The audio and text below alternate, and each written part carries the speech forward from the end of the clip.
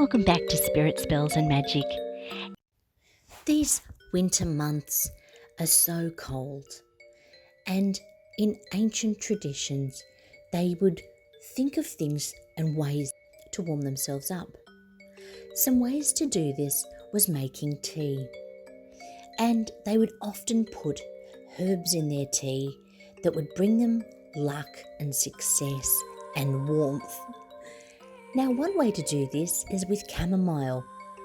Honey and vanilla is just an extra in this twining sachet, but a chamomile tea brings warmth and calm and luck into our lives. It's a nice way to warm yourself up in winter, especially those cold, frosty mornings. Now, when you're making your tea, if it is just a tea bag, stir that tea bag or bounce the tea bag around and set the intentions that you want. Warmth, love, luck, prosperity, anything that you would like to bring into your life. It's a simple action, making a cup of tea or coffee. It doesn't really matter what the action is that you're doing, but if you're putting intention into it, that's where the power comes from. It comes from you and your intention and what you want. You believe that you deserve it, and you believe that it'll work, and your intention will bring about change in your life. Good change. And enjoy that cup of coffee. As you drink that coffee or tea, think about those things that you wish coming into your life and now in your life. You are now successful. You are now warm inside. You are now prosperous. Anything that you wish into your life, you now have. You've brought it into your life with your intention.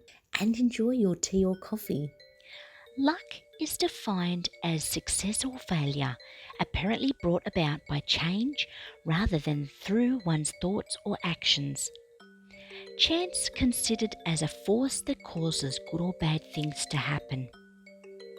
Can you bring about your own luck though? Abraham Hicks says yes, through law of attraction. What you think about, you bring about.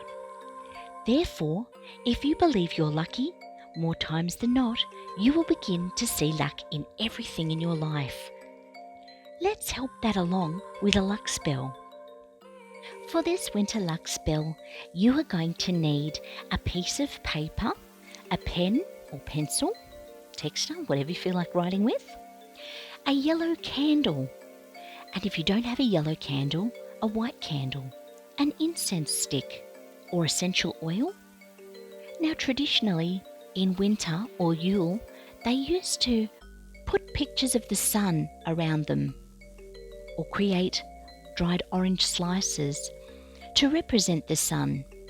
Sometimes they'd bake cookies drawn as the sun or a cake with the sun's face on it. Anything that would warm them up in such colder months, anything that represented warmth and heat and the sun that they so missed. A yellow candle is for focus, intellect, mental clarity, and concentration. We want to concentrate and put all our will and intention into bringing luck into our lives. Now, the first step is to light the incense.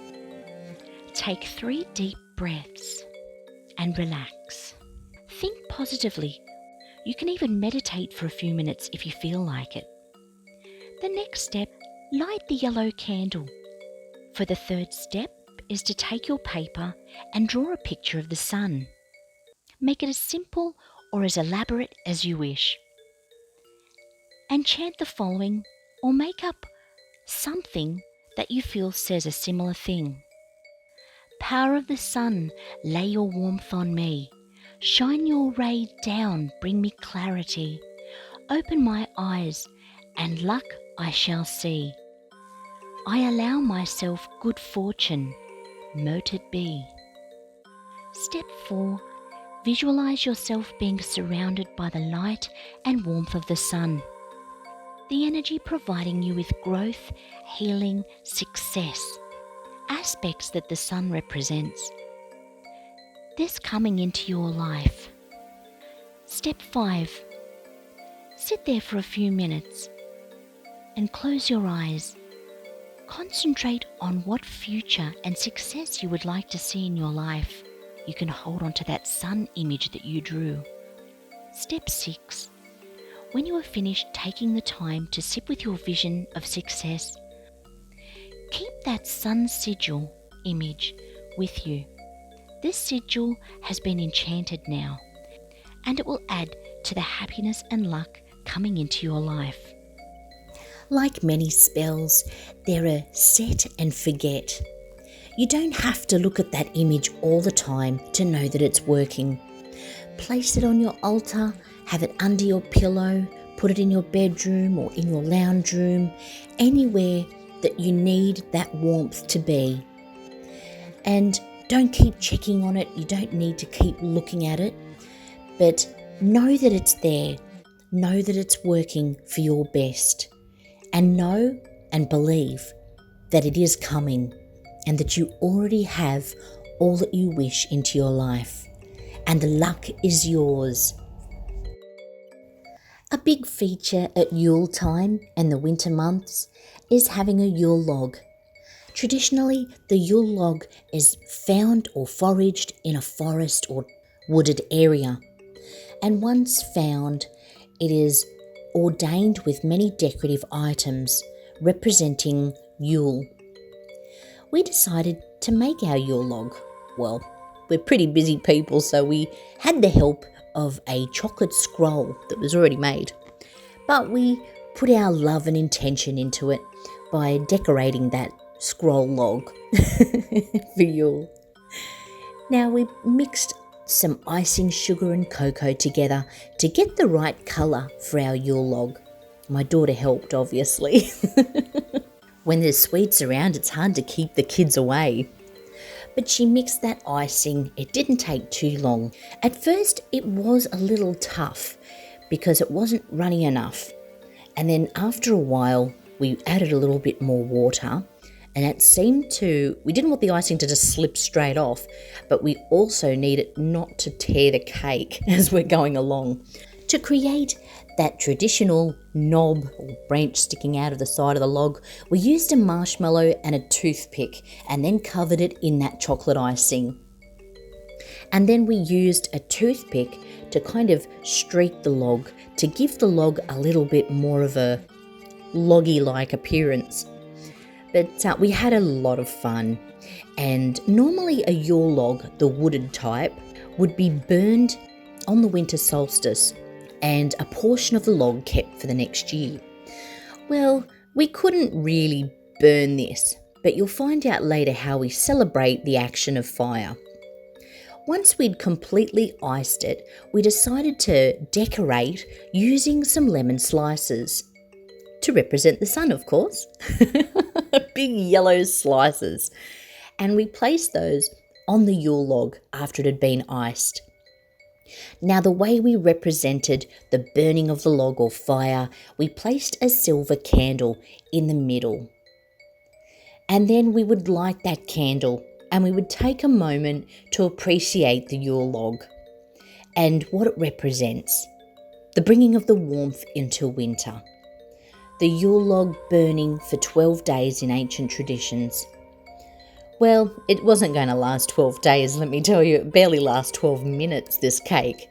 Once it's finished, they just dived into it.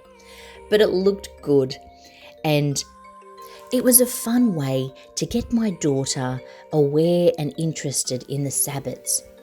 Now, when she's older, she can pick any religion she likes.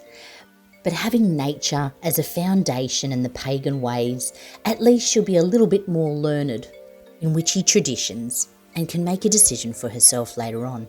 The Yule log looked so pretty. If a log could look pretty. But it did look good. We blew that candle out and started carving up the log. My daughter enjoyed it thoroughly.